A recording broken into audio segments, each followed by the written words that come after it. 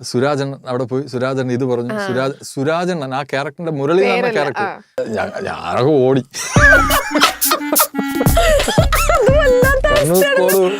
വില്ലന്മാരെ പിടിക്കാൻ പോയാൽ നമ്മളും വില്ലന്മാരെ കണ്ട് ഓടി. ഞാൻ ഇത് മറന്നുപോയി, മമ്മൂക്ക പ്രൊഡ്യൂസറാണെന്നുള്ള കാര്യം മറന്നു. ഒരു നിമിഷത്തേക്ക് മമ്മൂട്ടി കമ്പനിയാണ് പ്രൊഡക്ഷൻ ഞാൻ വിട്ടുപോയത്, മറന്നുപോയി. മമ്മൂക്ക ഈ ഫുഡൊക്കെ വേസ്റ്റാ, അതൊക്കെ വേസ്റ്റാണ്. സ്കിറ്റുകൾ ചെയ്തുകൊണ്ടിരിക്കുന്നു, പിന്നെ പെട്ടെന്ന് മറ്റേ സിനിമ വരുന്നു, ആ സിനിമ. പക്ഷെ ഇതിന്റെ ഇടയിൽ കുറെ സംഭവങ്ങൾ നടന്നു പോയതും അതൊന്നും പ്രേക്ഷകർക്കറിയില്ല. ഒരുപാട് കഷ്ടപ്പെട്ടു കേട്ടോ, പട്ടിണി വരെ കിടന്നിട്ടുണ്ട് സീരിയസ്ലി. അതായത് DQ എന്ന ഒരു ഇന്റർവ്യൂല് പറഞ്ഞു ഓർക്കുന്നുണ്ട്, 2 ദിവസം അടുപ്പിച്ച് ഞാൻ വീട്ടിലിരുന്ന ഉമ്മ വന്ന് ചോദിക്കുന്നത് കഥയൊന്നും കേൾക്കുന്നില്ല.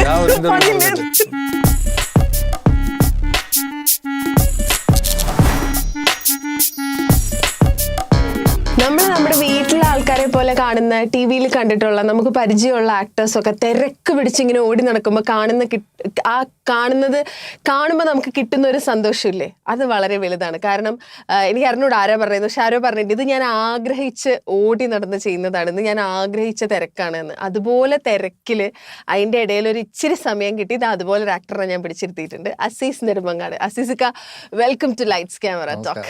ഈ പറഞ്ഞ പോലെ ഞാൻ ഇന്ന് രാവിലെ അസീസിക്കാണ് പ്രിപ്പയർ ചെയ്യുന്നതെന്ന് പറഞ്ഞപ്പോൾ എൻ്റെ ഹസ്ബൻഡ് എൻ്റെ അടുത്ത് പറഞ്ഞു, പണ്ട് പുള്ളി ചെയ്തൊരു സ്കിറ്റ് ഉണ്ടടി, ഒരു 6 പാക്ക് ഉള്ള ഒരു മനുഷ്യൻ്റെ ഒരു സ്കിറ്റ്. എന്നിട്ട് അവൻ ഇമിറ്റേറ്റ് ചെയ്ത് കാണിക്കുക, 6 പാക്കിൻ്റെ ഒരു ഉടുപ്പിട്ടിട്ട് വന്നിട്ടാണ് പുള്ളി ഇങ്ങനെ തൊണ്ട വെച്ച് ഇങ്ങനെ ഒരു സൗണ്ട് പോലെ ഉണ്ടാക്കുന്നത്. അപ്പൊ എന്താന്ന് ചോദിക്കുമ്പോൾ തൊണ്ടയ്ക്കുള്ള എക്സസൈസ് ആന്ന് പറയുന്നത്. പണ്ട് ചെയ്തിട്ടുള്ളത്. ഈ അതായത് ഇപ്പോഴും ആസ് എൻ ആക്ടർ ഇത്രയും തിരക്ക് പിടിച്ച് സെറ്റിൽ നിന്ന് സെറ്റിലേക്കൊക്കെ പോയിക്കൊണ്ടിരിക്കുമ്പോൾ, നേരത്തെ ഞാൻ പറഞ്ഞ പോലെ ഈ തിരക്ക് ഭയങ്കര ആഗ്രഹിച്ച് കിട്ടിയ തിരക്കാണല്ലോ, ഒരുപാട് എൻജോയ് ചെയ്ത് കിട്ടിയ തിരക്കാണ്. പക്ഷെ ഇപ്പോഴും ഇതിന്റെ ഇടയിൽ പണ്ട് ചെയ്ത സ്കിറ്റിന്റെ കാര്യമൊക്കെ പറഞ്ഞ ആൾക്കാർ വരുമോ? അത് ഒരുപാട് പേര് പറയാറുണ്ട്. പക്ഷെ അത് എടുത്ത് കാണുമ്പോൾ നമുക്ക് ഭയങ്കര ഒരു നൊസ്റ്റാൾജിയ, ഭയങ്കരമായിട്ട് ഫീൽ ചെയ്യാറുണ്ട്. അത് ഇന്നലെ ഞാനൊരു ഗ്രൂപ്പിൽ, ഞങ്ങളുടെ മിമിക്രി ഗ്രൂപ്പുണ്ട്, ആ ഗ്രൂപ്പിൽ പഴയ നമ്മുടെ സ്കിറ്റിനെ കുറിച്ചൊക്കെ ചർച്ച ചെയ്തപ്പോൾ ഭയങ്കര നൊസ്റ്റാൾജികൾ, ഭയങ്കര രസമാണ് അത്. ഇത് ഞാൻ ചോദിക്കട്ടെ, ഇപ്പൊ ഈ സ്കിറ്റ് ചെയ്യുമ്പോഴേ നമ്മളിപ്പോ നമ്മുടെ സിനിമ ഉണ്ടല്ലോ, വ്യസനസമേതം ബന്ധുമിത്രാദികൾ, അതിലും മരണമാണ് ഒരു തീം. മരണ വീട്ടിൽ നടക്കുന്ന കുറെ കോമഡികളും കാര്യങ്ങളൊക്കെയാണ്. ഈ നമ്മൾ കയ്യാലപ്പുറത്തെ തേങ്ങാന്നൊക്കെ പറഞ്ഞല്ലോ, ഒന്നപ്പുറത്തോട്ട് ഇപ്പുറത്തോട്ട് മീറ്റർ മാറിപ്പോയാൽ അലമ്പവും. അതുപോലെ തന്നെയാണല്ലോ സ്കിറ്റുകൾ. ചില സാധനങ്ങൾ നമ്മൾ അവതരിപ്പിക്കുക, ചിലപ്പോ കയ്യിൽ നിന്ന് പോയാൽ പണി വാളും എന്നുള്ളത്. ആൾക്കാരെ ചിരിപ്പിക്കലും പാടാണ്. ഇത് ഈ ചിരിപ്പിക്കാൻ ശ്രമിച്ചിട്ട് പറ്റാണ്ട് ദൈവം ഇറങ്ങിപ്പോയാലോ എന്ന് വിചാരിച്ച സീനുണ്ടോ? ഇഷ്ടംപോലെ. ഏതെങ്കിലും ഒരെണ്ണം പറ, ഒരെണ്ണം. ഏതെങ്കിലും എന്ന് പറഞ്ഞാൽ ഒരുപാടുണ്ട്. അത് ചില സ്റ്റേജിലാണ്, പല സ്റ്റേജ്, ഇപ്പോൾ ഏതൊക്കെയാണെന്ന് ഓർമ്മയില്ല. ഒരുപാട് സ്റ്റേജിൽ നമ്മൾ രാത്രി 9 മണിയാകുമ്പം സ്റ്റേജിൽ കളിച്ചുകൊണ്ടിരിക്കുന്ന സമയത്ത് പറ്റാറുണ്ട്, ചിരിക്കാറില്ല. എന്നിട്ട് ഞങ്ങൾ ഈ കട്ടൻ്റെ ഇടയിൽ കൂടെ ആൾക്കാരെ നോക്കും, ഇവർക്ക് വല്ല റിയാക്ഷൻ ഉണ്ടോ. എൻ്റെ ദൈവമേ, ആൾക്കാരുടെ ആ നോട്ടം കാണുമ്പോൾ നമ്മൾ തകർന്ന് തരിപ്പണായിപ്പോവും. നമ്മൾ ആധികാരികമായിട്ട് കോമഡി ചെയ്യണം, പക്ഷെ ആൾക്കാർ ചിരിക്കത്തില്ല, ഇങ്ങനെ ഇരിക്കും. പക്ഷെ ഇപ്പോഴും ഉണ്ട്. അന്ന് ഞാൻ ആലോചിച്ചു, അന്ന് ആ യൂട്യൂബും സോഷ്യൽ മീഡിയ കൊണ്ടായിരുന്നെങ്കിൽ ഞങ്ങൾ സ്റ്റേജിൽ നിന്നേ വലിച്ചു കീറിയാണ് ആൾക്കാർ.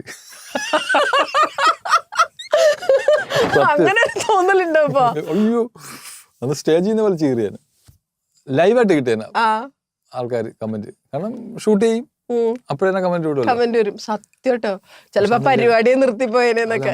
പക്ഷെ രണ്ടാമത് ഇപ്പൊ നമ്മൾ പറയും, സോഷ്യൽ മീഡിയ, യൂട്യൂബ് എന്ന് പറയുന്ന സംഭവങ്ങളൊക്കെ വന്നത് ഒരു വശം നോക്കിയാൽ നല്ലതുമാണ്, ഒരു വശം നോക്കിയാൽ കുറച്ച് പ്രശ്നം. ഉപയോഗിക്കേണ്ട രീതിയിൽ ഉപയോഗിച്ചില്ല, അത് ഭയങ്കര പ്രശ്നം. അതാണ് കയ്യാലപ്പുറത്തിരിക്കുന്ന തേങ്ങ.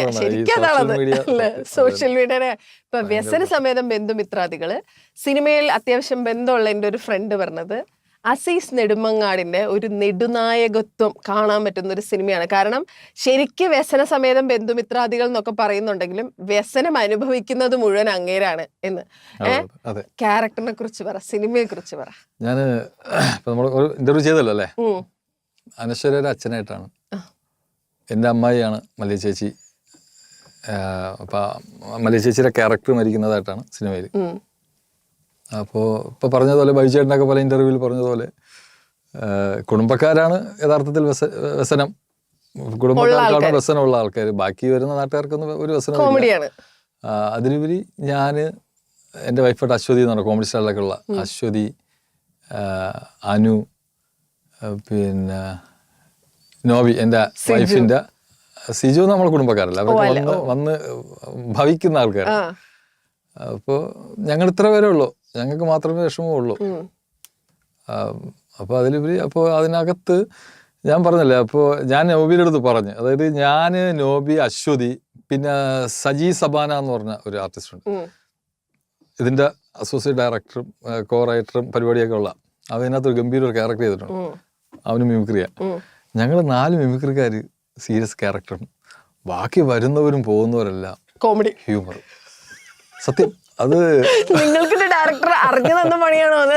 എന്തോ കോമഡിക്കാരൊക്കെ പിടിച്ച് സീരിയസ് ആക്കി കോമഡി, മറ്റുള്ളവരെ പിടിച്ച് ഭയങ്കര, വരുന്നവരും പോരുന്നവരെല്ലാം എന്തെങ്കിലും ഒരു സാധനം ഹ്യൂമർ എലമെന്റ് ഇട്ടിട്ട് തന്നെ പോകും. ബൈചേട്ടനാണെങ്കിൽ സീരിയസ് ആയിട്ട് നിന്ന് കോമഡി. ബൈചേട്ടൻ്റെ ചില സംഭവം കാണുമ്പം അവിടെ ഞങ്ങൾ ചിരിച്ചു. ഇനി എന്താണ് ഔട്ട് എന്താണെന്ന് അറിയത്തില്ല, അത് ഓഡിയൻസിന്റെ അഭിപ്രായം പോലെ ഇരിക്കും. അപ്പോൾ ഞാനതിനകത്ത് ഒരു പക്ക ഒരു സീരിയസ്, കാരണം ഒരു ചിരി പോലും ഞാൻ ചിരിച്ചിട്ടില്ല. അയ്യോ, സിനിമ ഇൻ ആൻഡ് ഔട്ട് കോമഡിയാന്ന് പറഞ്ഞിട്ട് നിങ്ങൾ ഫുള്ള് സീരിയസ് ആണ്? ഞാൻ ഫുൾ സീരിയസ്. ഞാൻ ഒരു സ്ഥലത്ത് പോലും ചിരിച്ചിട്ട് പോലും ഇല്ല. എന്തെങ്കിലും പറഞ്ഞ് സന്തോഷത്തോടെ ചിരിക്കില്ലേ, ആ സന്തോഷത്തോടെ പോലും ഞാൻ ഇതിനകത്ത് ചിരിച്ചിട്ടില്ല. ഞാൻ ഫുള്ള് എൻ്റെ ക്യാരക്ടറെ, മരണത്തിന് മുമ്പാണെങ്കിലും എൻ്റെ ക്യാരക്ടർ എങ്ങനെയാണ്, മരണത്തിന് ശേഷമാണെങ്കിലും അമ്മായി മരിച്ചതിൻ്റെ ആ റൂട്ട് പോവുകയാണ്. പിന്നെ ഇതിനകത്ത് കുറേ സംഭവങ്ങൾ എലമെന്റ് കിടപ്പുണ്ട്. അപ്പോൾ ഒരു വീട്ടിലെ കാരണവർ എന്ന നിലയിൽ ഒരു നെടുന്തൂണായിട്ട് ആ സാധനം കൊണ്ടുപോകുന്നത് എൻ്റെ ക്യാരക്ടർ തന്നെയാണ്. അപ്പോൾ ഞാൻ ഇപ്പോൾ പലയിടത്തും പറയും പോലെ നമ്മളൊരു വലിയ ഓലര സെന്ററിലുള്ള സാധനമില്ലേ, അത് തന്നെയാണ് എന്റെ ക്യാരക്ടർ. അപ്പൊ അതാണ് എന്റെ ഫ്രണ്ട് പറഞ്ഞത്, അസീസ് നെടുമങ്ങാട് എന്ന ആക്ടറിന് ഒരു ഭയങ്കര നല്ല എഴുതി വെക്കാവുന്ന ക്യാരക്ടറാണ് ഇതിലെ ക്യാരക്ടർ. നല്ല ക്യാരക്ടർ. കാരണം ഇത് ഇപ്പൊ പറഞ്ഞല്ലേ, ഇപ്പൊ ഈ സിനിമ പ്രോജക്റ്റ് ആദ്യം ഞാനൊരു 7-8 മാസങ്ങൾക്ക് മുമ്പ് ഞാൻ കഥ കേട്ട ഒരു സിനിമയായിരുന്നു. അപ്പോൾ നമ്മുടെ മലയാള സിനിമയിലെ ഒരു പ്രശസ്തനായ ഒരു നടനാണ് ഈ കഥ കൊണ്ടുവന്നത്. എൻ്റെ അടുത്ത് പറഞ്ഞ് കേൾക്കാൻ, വേറെ അല്ല, സുരാജേട്ടനാണ്. സുരാജേട്ടാ നല്ലൊരു കഥയാണ്, ഞാൻ കേട്ട് ചിരിച്ച്, നമുക്ക് രണ്ടുപേർക്ക് അനിയനും ചേട്ടനായിട്ട് ചെയ്യാൻ പറ്റുന്ന ഒരു സാധനം, നീ ഒന്ന് കേട്ടു നോക്കെന്ന് പറഞ്ഞ് കേട്ടു. പിന്നെ സുരാജേട്ടൻ നമ്മളെ വിക്രമിന്റെ പടം, അതിന്റെ തിരക്ക്, പിന്നെ അങ്ങനെ കുറെ പരിപാടികൾ, ഇത് പെൻഡിങ് ആയി കിടന്നു. അപ്പൊ ഇത് പെട്ടെന്ന് ചെയ്തേ പറ്റൂ. അപ്പോ സുരാജൻ അങ്ങോട്ട് മാറിയപ്പോ, അപ്പോൾ ആദ്യത്തെ പ്രൊഡക്ഷൻ മാറി, സുരാജൻ അല്ലാത്തത് മാറി. കാരണം ഇത് ട്രിവാൻഡ്രം പടം ആയതുകൊണ്ട് സുരാജനെ തന്നെ അവർക്ക് വേണമെന്നുള്ള ഒരു ഇതിൽ എന്ന് പറഞ്ഞു. അപ്പൊ സുരാജൻ അങ്ങ് മാറി. അപ്പോൾ ഇതിന്റെ ഡയറക്ടർ വിപിൻ എന്നോട് പറഞ്ഞു, ഞാൻ അവനോട് ചോദിച്ചേട്ടാ എന്തായി ചേട്ടാ, ഇത് നടക്കില്ല. ഞാൻ ഞെട്ടിപ്പോയി, ഇത്രയും നല്ല കഥ നടക്കില്ല, പ്രൊഡ്യൂസറില്ലേ എന്നൊക്കെ എനിക്ക് മനസ്സിൽ, ഞാൻ ചോദിച്ചില്ല. അപ്പൊ എന്നോട് പറഞ്ഞു, ചേട്ടാ വേറെ നോക്കിക്കോ, എനിക്ക് വേറെ 2 പടം വന്നിട്ടുണ്ടായിരുന്നു സെയിം ഡേറ്റിൽ, ചേട്ടാ അത് നോക്കിക്കോ, നമുക്കിത് നടക്കില്ല. എന്നിട്ട് അവൻ എന്നോട് പറഞ്ഞു, ഞാനിത് ഷോർട്ട് ഫിലിമായിട്ട് ചെയ്യും, ഒന്ന് സഹകരിക്കുമെന്ന് ചോദിച്ചു. ഞാൻ നീ ഞാൻ വരാം എന്ന് പറഞ്ഞു. എന്നിട്ട് ശരിക്ക ഞാൻ വിളിക്കാമെന്ന് പറഞ്ഞിട്ട് ഫോൺ കട്ട് ചെയ്യുന്ന മുമ്പ് എന്നോട് പറഞ്ഞു, ഒരു കാര്യം, ഒരു മിനിറ്റ്, പ്രൊഡ്യൂസർമാരെങ്കിലും ഉണ്ടോ എന്ന് ചോദിച്ചു. ഞാൻ പറഞ്ഞു, നീ ഫോൺ പേ എന്ന് പറഞ്ഞ് കട്ട് ചെയ്ത് നേരെ വിപിൻദാസിനെ വിളിച്ചു. ഞാൻ വിപിനെ പറഞ്ഞാ നല്ല സബ്ജക്റ്റ്, എനിക്ക് ഭയങ്കര ഇഷ്ടപ്പെട്ടു. ഞാൻ വിപിനോട് വിളിച്ചു പറഞ്ഞു, നല്ല സബ്ജക്റ്റ്, നീ ഒന്ന് കേട്ടോ, എനിക്ക് ഇഷ്ടപ്പെട്ടു. ഇനി നിന്റെ വീക്ക് പോയിന്റ് എങ്ങനെയാണെന്ന് അറിയില്ല, ഒക്കെ പറഞ്ഞിടാൻ പറഞ്ഞു. ഞാൻ നേരെ വിപിനെ പറഞ്ഞിട്ട്, അപ്പോൾ ബിബിന്റെ കൂട്ടാണ് അജി എന്ന് പറയുന്നത്, നമ്മൾ ഇതിനകത്ത് ക്യാരക്ടർ ചെയ്തിട്ടുണ്ട്. ജയിലൊക്കെ ഉണ്ട്, വാഴ മോഷ്ടിച്ചിട്ട് പോണ അജിയാണ് കഥ കേൾക്കുന്നത്. ഫസ്റ്റ് എല്ലാ കഥയും കേൾക്കുന്ന അജിക്ക് വർക്കൗട്ടായി. വിപിൻ്റെ പറഞ്ഞു, വിപിൻ കേട്ടു, എന്നെ സ്പോട്ടിൽ വിളിച്ചു, നമ്മൾ ഈ പടം ചെയ്യുന്നു. എന്നിട്ട് ഓക്കെ എന്ന് പറഞ്ഞു. അപ്പൊ ഞാൻ ഓക്കെ ആയിരിക്കും, സിനിമയായി. അപ്പൊ ഇനി സുരാനൊക്കെ വിളിക്കുമല്ലോ നമ്മുടെ എൻ്റെ അടുത്ത് പറഞ്ഞു, അണ്ണനാണ് ആ ക്യാരക്ടറാണ്. ഞാൻ പറഞ്ഞു ഞാൻ ചെയ്യില്ല എന്ന് പറഞ്ഞു. ആ ക്യാരക്ടറിന്റെ ഞാൻ പറഞ്ഞു ഞാൻ ചെയ്യില്ല എന്ന് പറഞ്ഞു. അതെന്താ? ഇല്ല, എനിക്കറിയില്ലല്ലോ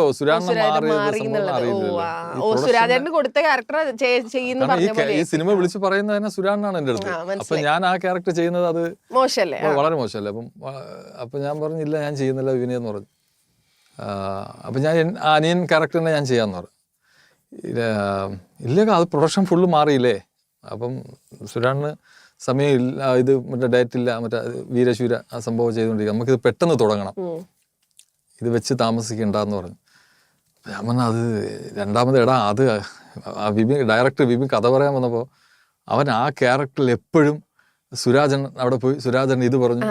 സുരാജണ്ണൻ ആ ക്യാരക്ടറിന്റെ മുരളി എന്ന ക്യാരക്ടർ അവൻ സുരാജണ്ണൻ എന്നാണ് പറഞ്ഞത്. അപ്പൊ അവന്റെ ആ എഴുതിയപ്പോഴും അവന്റെ ഉള്ളിൽ സുരാജണ്ണൻ കയറി. അപ്പൊ ഞാൻ ഇനി എത്ര നന്നായിട്ട് ചെയ്താലും അത് തൃപ്തി വരില്ല, അത് സെറ്റ് ആവില്ല. അതുകൊണ്ട് ഞാൻ അനിയൻ തന്നെ ചെയ്യാം എന്ന് പറഞ്ഞു. അപ്പോൾ ഉടനെ ഞാൻ വിളിക്കാമെന്ന് ഞാൻ കെട്ടിയത് ഉടനെ ഡയറക്ടർ ബിബിയും വിളിക്കുന്നു നമ്മളിതിൻ്റെ അണ്ണൻ ചെയ്യാണ്. കാരണം ഇത് ഇനി ഇരുന്നാൽ ഇത് പഴകിപ്പോവും, സുരാണിന് ഡയറക്റ്റ് ഇല്ലാതെ സുരാണൊക്കെ ഇനി അത് പറ്റില്ല എന്ന് പറഞ്ഞു. പിന്നെ ഞാൻ വിളിച്ചു പറഞ്ഞു, വീണ്ടും ബിബിയും വിളിച്ചു പറഞ്ഞു അണ്ണൻ ചെയ്യും എന്ന് പറഞ്ഞ്. അപ്പോൾ എൻ്റെ ക്യാരക്ടർ നേരെ നോബിക്ക് പോയി, അനിയനായിട്ടുള്ള. അനിയൻ മീൻസ് വൈഫിൻ്റെ അനിയത്തീരെ ഭർത്താവ്. അത് പോയി. പിന്നെ ഞാൻ പോയി. പിന്നെ ഞാൻ സുരാണ ലൊക്കേഷൻ ഷൂട്ടിംഗ് സമയത്ത് സുരാണ വിളിടാ എങ്ങനെ പോകുന്നു, ഞാൻ നന്നായിട്ട് പോകണം എടാ അത് അത് വിളിക്കും. സുരാണ ലൊക്കേഷനിൽ എന്നെ വിളിക്കും. എടാ അത് മറ്റേതാരാടെ ചെയ്യണം, ഞാൻ അത് ബൈച്ചേട്ടനാണ്, ഇതാരും ചെയ്യണം. എടാ അടിപൊളി അപ്പോൾ കേട്ടോ നന്നായിട്ട് ചെയ്യും. അപ്പം ഞാൻ വിളിച്ചു പറഞ്ഞു സുരാണ ഞങ്ങൾ ചെയ്യാൻ പോകണം, അവിടെ നന്നായിട്ട് കിട്ടണമെന്നൊക്കെ പറഞ്ഞ്. എൻ്റെ ഗുരുവും കൂടെയാണ്, ആത്മീയ ഗുരുവും കൂടെയാണ്. അപ്പം നമ്മൾ ചെയ്യുന്നത് വെച്ചാൽ തെറ്റാണ്. അപ്പൊ അങ്ങനെയാണ് ഈ സംഭവം എന്റെ തലയിൽ വന്ന് വീഴുന്നത്. എന്തായാലും വീടല്ലോ. അത് ഈ പറഞ്ഞതുപോലെ കണ്ട ആളുകൾ പറഞ്ഞത് അസീസ് നെടുമങ്ങാട് എന്ന് പറയുന്ന ആക്ടറിന്റെ ഒരു മൈൽ സ്റ്റോൺ പോലത്തെ ഒരു ക്യാരക്ടർ ആണെന്നാണ് പറഞ്ഞത്. അപ്പൊ എല്ലാത്തിനും അതിന്റേതായ സമയം ഉണ്ടല്ലോ ദാസ, അല്ലെ? അങ്ങനെ തന്നെ ഇരിക്കട്ടെ. ഇത് അസീസിക്ക് ഒരു ഫീൽ എന്താ? അതായത് ഇപ്പൊ ഞാൻ കേട്ടിട്ടുണ്ട് മമ്മൂക്കയുടെ സിനിമ, മറ്റേ നമ്മുടെ പപ്പയുടെ സ്വന്തം അപ്പൂസ്, ആശാൻ ചേട്ടന്റെ വീടിന്റെ അവിടെ ജനലിന്റെ സൈഡിൽ പോയിരുന്നു പാട്ട് കണ്ടിട്ട് പാട്ടിൽ മമ്മൂക്ക ഇടുന്ന സാധനമൊക്കെ കണ്ട് ഭയങ്കര സങ്കടപ്പെട്ട് അത് മനസ്സിൽ കൊണ്ടുവന്ന് നമ്മൾ ആരാധിക്കുന്ന ഒരാളാണല്ലോ. ആളുടെ കൂടെ ഇരിക്കുന്നു, ആള് നമ്മുടെ ഷോട്ടിന് കമന്റ്സ് പറയുന്നു, നമ്മൾ ചെയ്തതിന് ഇത് പറയുന്നു, ഇപ്പൊ ഭയങ്കര സ്ട്രോങ് ആയിട്ട് പോകുന്നു. അതുപോലെ പൃഥ്വിരാജിന് ഫാൻസ് അസോസിയേഷൻ ഉണ്ടാക്കാൻ പോയ ആള് ഇപ്പൊ അദ്ദേഹത്തിന്റെ അമ്മയുടെ കൂടെ അഭിനയിക്കുന്നു, അദ്ദേഹത്തിനൂടെ ഗോൾ കേസിൽ അഭിനയിച്ചു. അങ്ങനെയൊക്കെ വരുമ്പോഴേ ഹൗ ഡസ് ഇറ്റ് ഫീൽ? നമുക്ക് ഏതൊരു സിനിമ ആഗ്രഹിക്കുന്ന ആൾക്കും അതൊക്കെ ഒരു ഭയങ്കര ഡ്രീം കം ട്രൂ മൊമെന്റ്സ് ആണല്ലോ. അയ്യോ അത് സംഭവം അത് ഇപ്പൊ ഞാൻ പറയട്ടെ, അത് ഇപ്പൊ ഞാൻ എൻ്റെ ഇത് വെച്ച് പറയുകയാണെങ്കിൽ നമ്മൾ ഒരു സംഭവത്തിലോട്ട് ഇറങ്ങുമ്പോൾ അത് പൂർണ്ണമായി ആത്മാർത്ഥതയോടെ ഇറങ്ങുക എന്നുള്ളതാണ്. കാരണം ഇപ്പം എന്നാ ചിലപ്പോൾ കോമഡിയിൽ സ്കിറ്റുകൾ ചെയ്തുകൊണ്ടിരുന്ന ആളായിരിക്കും ചിലപ്പോൾ നമ്മളെ പ്രേക്ഷകർ കാണുന്നത് സ്കിറ്റുകൾ ചെയ്തുകൊണ്ടിരിക്കുന്നു, പിന്നെ പെട്ടെന്ന് മറ്റു സിനിമ വരുന്നു, ആ സിനിമ. പക്ഷെ ഇതിൻ്റെ ഇടയിൽ കുറേ സംഭവങ്ങൾ നടന്നു പോയതും അതൊന്നും പ്രേക്ഷകർക്കറിയില്ല. ഒരുപാട് കഷ്ടപ്പെട്ടു കേട്ടോ, പട്ടിണി വരെ കിടന്നിട്ടുണ്ട് സീരിയസ്ലി. കാരണം തിരുവനന്തപുരം സിനിമ നമുക്ക് പറ്റിയതല്ല, സിനിമ ട്രിവാൻഡ്രത്തില്ല എന്ന് പറഞ്ഞിട്ട് നമുക്ക് കിട്ടുന്ന വരുമാനം, ഒരു ചാനലിൽ ഞാൻ കോമഡി ചെയ്തുകൊണ്ടിരിക്കുമ്പോൾ ആ വരുമാനം ഉപേക്ഷിച്ചിട്ട് എറണാകുളം സിനിമ എന്ന് പറയുന്ന സംഭവം വന്ന് 2.5-3 വർഷത്തോളം ഒരു 3 BHK മുറിയുള്ള ഒരു വീട്ടിൽ 32 പയ്യന്മാർ സിനിമ ആൾക്കാർ ആഗ്രഹിക്കുന്ന ആൾക്കാർ. അയ്യോ എനിക്ക് 32 പേരാ. അതിൽ ഞാനാണ് യഥാർത്ഥത്തിൽ സെലിബ്രേറ്റ്. എനിക്ക് അവർ കട്ടിൽ തരും, ബാക്കി എല്ലാവരും കിടക്കുന്ന ഹാളില് കളമശ്ശേരിയിലാണ്. അപ്പോൾ അവിടെ വാടക എന്ന് പറഞ്ഞാൽ യഥാർത്ഥത്തിൽ 500 രൂപ കൊടുത്താൽ മതി ഒരാൾക്ക്. അപ്പൊ എല്ലാവരും നല്ല പൈസ 10, 20, 25,000 രൂപ അടുപ്പിച്ചുണ്ട്. അപ്പൊ 500 രൂപയ്ക്ക് വെച്ചേ ഉള്ളൂ. അപ്പൊ എല്ലാവരും ഹാപ്പിയാ, ഭയങ്കര ഹാപ്പിയാണ് എല്ലാവരും. പക്ഷെ ഫുഡും അങ്ങനെ ഒന്നും അവിടെ ഇല്ല. എല്ലാവരും കിടക്കാൻ വേണ്ടി വരുന്നു, ചാൻസ് ചോദിക്കാൻ വേണ്ടി പോകുന്നു. അങ്ങനെ കുറേ സമയം അങ്ങനെ പോയി അങ്ങനെ ചെറിയൊരു വരുമാനത്തിനാണ് ഒരു ചാനലിൽ ഒരു ഷോ കിട്ടി, ഒരു പരിപാടി കിട്ടി. അത് കുറച്ച് നാള് കൊണ്ടുപോയി. പിന്നെ അതും സിനിമ ചാൻസ് വെച്ച് പുറകെ പോകുന്നു, ഡയറക്ടറുകൾ വിളിക്കുന്നു, ഈ സിനിമാക്കാർ കൂടുന്ന സ്ഥലങ്ങളിൽ പോയി നിൽക്കുന്നു, അവരുമായിട്ട് കമ്പനി ആവുന്നു. അങ്ങനെയാണ് സംഭവങ്ങൾ വരുന്നത്. അല്ലാതെ ഒറ്റയടിക്ക് സ്കിറ്റ് കണ്ടിട്ട് സിനിമയിൽ ആരും വിളിച്ചിട്ടുണ്ട്. സത്യം. പക്ഷെ ഇപ്പം ഭയങ്കര സമാധാനമില്ല. ഇപ്പൊ നമ്മൾ സംസാരിച്ചില്ല, ഇപ്പൊ ഇവിടെ നിന്ന് ഇത് കഴിഞ്ഞത് ക്രൗൺ പ്ലാസയിൽ പോണം, പണിയുണ്ട്, ഇന്ന് ഫുൾ അങ്ങ് ലോക്കായി കിടക്കല്ലേ. ആസ്വദിക്കണം സത്യം പറഞ്ഞ ആ ഓട്ടം അല്ലേ. വെറുതെ ഇരിക്കുമ്പോൾ ഭയങ്കര ഇതാണ്. മമ്മൂക്ക പറഞ്ഞല്ലോ, മമ്മൂക്കൊക്കെ വീട്ടിലിരിക്കാൻ പറ്റത്തില്ല സത്യം പറഞ്ഞ. പുള്ളി പറയാം എപ്പോഴും എന്നും വർക്ക് ചെയ്യണമെന്നുള്ള ഒരു ഇതാണ് മമ്മൂക്കാര ഇത്. അതായത് DQ എന്ന ഒരു ഇന്റർവ്യൂല് പറഞ്ഞ ഓർക്കുന്നുണ്ട്, 2 ദിവസം അടുപ്പിച്ച് ഞാൻ വീട്ടിലിരുന്ന ഉമ്മ വന്ന് ചോദിക്കുന്നത് കഥയൊന്നും കേൾക്കുന്നില്ല, പണിയില്ലേ ആ അവസ്ഥയാണ്. ഇക്കുണ്ടോ പ്രശ്നം? ഇപ്പൊ ഈ കണ്ണൂർ സ്ക്വാഡിന്റെ സമയത്ത് ഞാൻ എന്നാ അതിന്റെ ഡയറക്ടർ പറഞ്ഞു കേട്ടതാണ്, കണ്ണൂർ സ്ക്വാഡിന്റെ സമയത്ത് നിങ്ങൾ പൂനെയിൽ ഷൂട്ട് ചെയ്യുമ്പോൾ ഒരു ഗ്രൂപ്പ് ഓഫ് ആൾക്കാർ തോക്കൊക്കെ ആയിട്ട് വന്നിരുന്നു. അത് എന്തിനായിരുന്നു? അതില് വന്നത് മമ്മൂക്കാരുടെ ഫോട്ടോ എടുക്കാൻ വേണ്ടി വന്നതാ. തോക്കൊക്കെ ആയിട്ടോ? അല്ല, അത് തോക്ക് ഞങ്ങൾ പിന്നെയാണ് കണ്ടത്. അപ്പം മമ്മൂക്കാക്ക് അവിടെ സെക്യൂരിറ്റി ഒക്കെ ഉണ്ടല്ലോ. അപ്പൊ നമ്മൾ ഇവിടെ നിന്ന് കൊണ്ടുപോയ സെക്യൂരിറ്റി ഉണ്ട്. അപ്പോൾ അവർക്ക് അറിയത്തില്ല ഇതായിരുന്നു.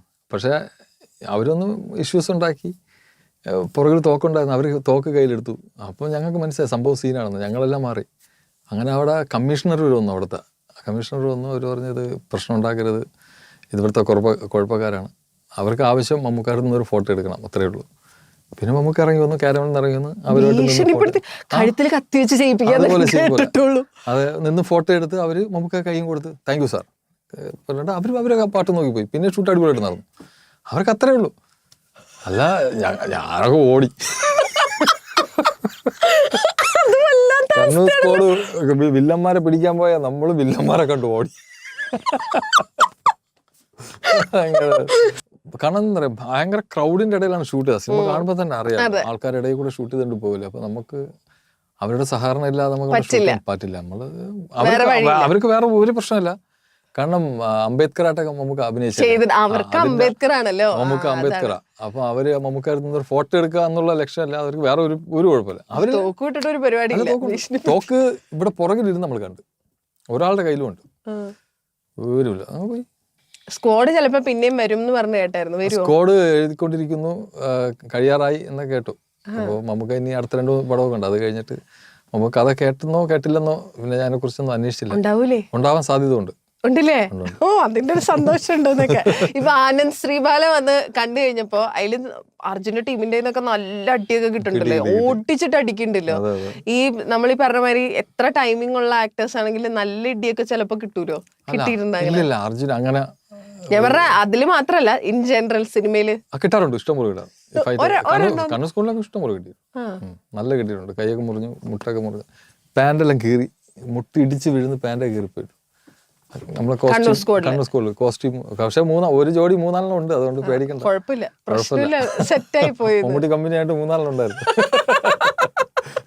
അങ്ങനെ ഈ മമ്മൂക്കയുടെ സെറ്റിലെ ഭക്ഷണം ഭയങ്കര സംഭവം. ഭക്ഷണം എല്ലാവർക്കും ഒരേപോലെ, അല്ല മറ്റേ കാറ്റഗറി വേറെ ഫുഡ് അങ്ങനെയൊന്നുമില്ല. നല്ല ഭക്ഷണം.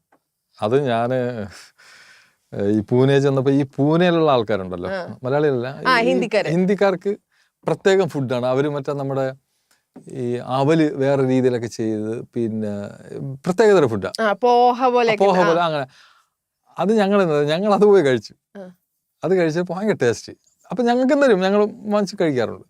ഞാനത് മമ്മൂക്കാരത്ത് പറഞ്ഞു, മമ്മൂക്ക ഇവിടുത്തെ പൂനെക്കാരുടെ ഫുഡ് സൂപ്പർ ഫുഡാണ്, അടിപൊളി ഫുഡ്. അത് ഞങ്ങളിപ്പോൾ സത്യം പറഞ്ഞാൽ നമ്മളെ പ്രൊഡക്ഷനിലെ ഫുഡ് ആരും കഴിക്കുന്നില്ല, എല്ലാവരും ആ ഫുഡാണ് കഴിക്കുന്നത്. ഞാൻ ഇത് മറന്നുപോയി, മമ്മൂക്ക പ്രൊഡ്യൂസറാണെന്നുള്ള കാര്യം മറന്നു. ഒരു നിമിഷത്തേക്ക് മമ്മൂട്ടി കമ്പനിയാണ് പ്രൊഡക്ഷൻ ഞാൻ വിട്ടുപോയി, മറന്നുപോയി. മമ്മൂക്ക പറഞ്ഞു അപ്പൊ ഈ ഫുഡൊക്കെ വേസ്റ്റാ? ഞാൻ പറഞ്ഞു അതൊക്കെ വേസ്റ്റാണ്.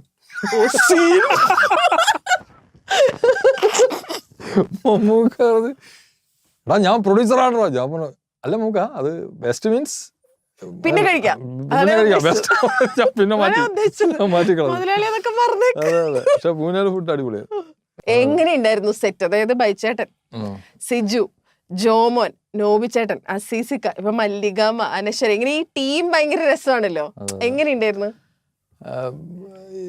സത്യം പറഞ്ഞാൽ റൂമിൽ പോകുമ്പോഴാണ് നമ്മളെല്ലാവരും എൻജോയ് ചെയ്യണത്. കാരണം റൂമിൽ പോയി അപ്പോൾ ആ റൂമിൽ ഈ റൂമിലൊക്കെ വരുന്ന നമ്മൾ സംസാരം. പക്ഷെ ലൊക്കേഷനിൽ എന്നെ സംബന്ധിച്ചിടത്തോളം ഞാൻ അങ്ങനെ ആരുടെടുത്തും പോയി വലിയ കൗണ്ടറൊന്നും, കാരണം എൻ്റെ ക്യാരക്ടർ അങ്ങനത്തെ ക്യാരക്ടറാണ്. ഇപ്പോൾ സിജുക്ക് പല ഇതിലും പറഞ്ഞിട്ടുണ്ട്, ഞാൻ അധികം പോയി വരുന്ന സംസാരിക്കുകയോ, കാരണം എനിക്ക് തരുന്ന സീനെല്ലാം ഇമോഷൻസാണ്.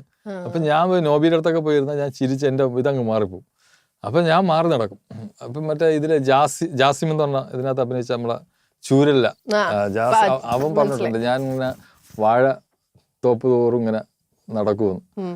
അപ്പം എനിക്ക് കിട്ടുന്ന എല്ലാ സെൻറ്റിമെൻസിൻ്റെ സാധനവും പിന്നെ റിയാക്ഷൻ ആണെങ്കിലും സെൻറ്റിമെൻറ്റ്സ്. അപ്പം ഞാൻ ഇങ്ങനെ നടക്കും. പിന്നെ എന്തെങ്കിലും ചെറിയ എന്തെങ്കിലും ഉണ്ടെങ്കിൽ ഇപ്പോൾ നോബിയുടെ അടുത്ത് പോയിരുന്ന് ചിരിക്കും. പിന്നെ കൂടുതൽ ഞാൻ ഇരിക്കുന്ന ബൈച്ചേട്ടൻ്റെ അടുത്താണ്. അപ്പോൾ എന്തായാലും ഇതൊരു നല്ല പടമായിരിക്കും. ഒരുപാട് സന്തോഷത്തോടു കൂടിയാണ് പറയുന്നത്. എല്ലാവരും തിയേറ്ററിൽ പോയി കാണണം, സപ്പോർട്ട് ചെയ്യണം. ഇനിയും ഈ പറഞ്ഞ മാതിരി സ്വപ്നങ്ങളൊക്കെ സാക്ഷാത്കരിച്ചുകൊണ്ടിരിക്കട്ടെ, തിരക്കിട്ട് ഓടി നടക്കട്ടെ, സിനിമകളൊക്കെ വമ്പൻ ഹിറ്റ് ആവട്ടെ. താങ്ക് യു അസീസിക്ക, thank you so much. Thank U.